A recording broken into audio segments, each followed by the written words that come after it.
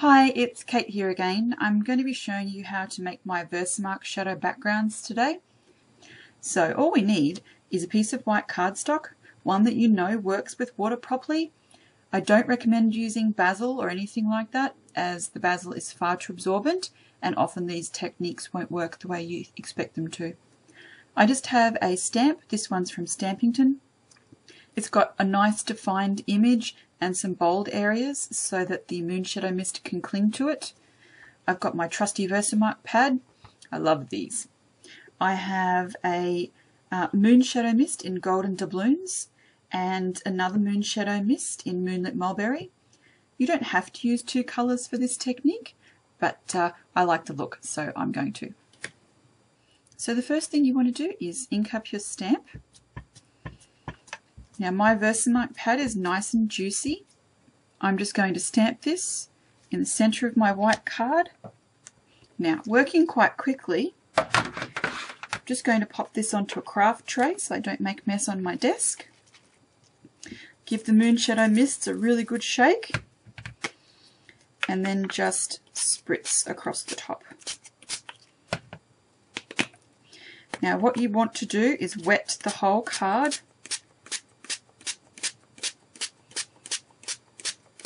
You can see that image popping out there already. What you would then do is just leave this to dry. You can see that it's picked up quite a lot of the detail from the stamp. I would be happy to use that either as a main image on a card, or my preference for this technique really is as a background.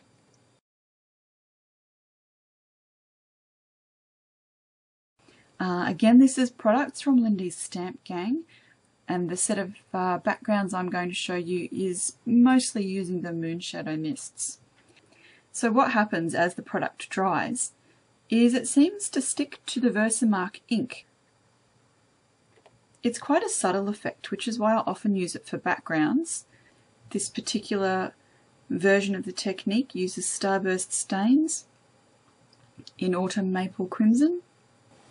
This is a background I've created using the Versamark technique, and it uses the burnished brass Moonshadow Mist. This would be great for vintage projects. So it really picks out the detail. This is another background using the Moonshadow Mist Violaceous Violet. This one is a little bit more difficult to see because it was quite a detailed stamp.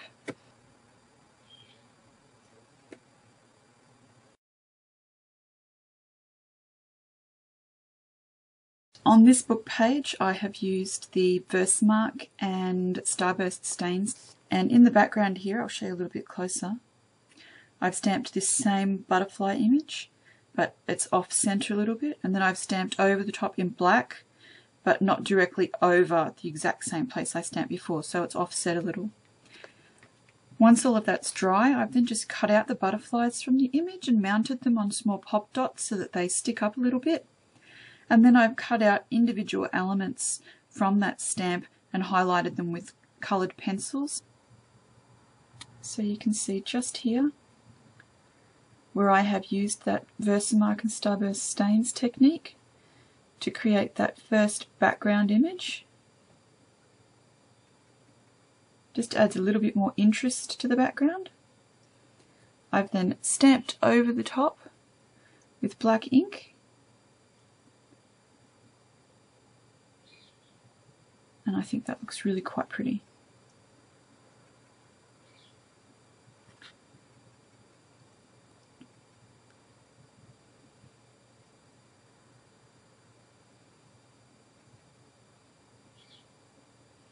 So what I like is that you can actually see a little bit of the stamped background in the back of this image here. It's on acetate, so you can actually see a little bit of the background peeking through. Again, this was using the Versamark and Starburst stains technique.